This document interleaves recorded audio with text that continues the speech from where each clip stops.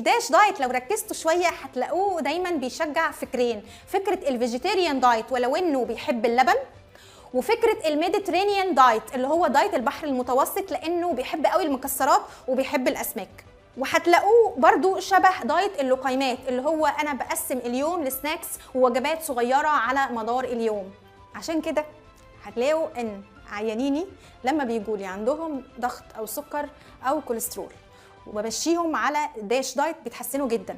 يعني انا لو جالي واحد عنده اي واحد بين الثلاثه دول، الدايت اللي بمشيه عليه هو الداش دايت.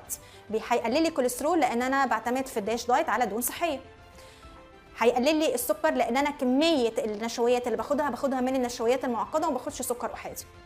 هيظبط لي ضغط الدم لان هو ده الدايت بتاع ضغط الدم. لو جالي مريض سمنه العياده بمشيه برضو على الداش دايت بس بفكره اللقيمات، يعني ممكن اعدله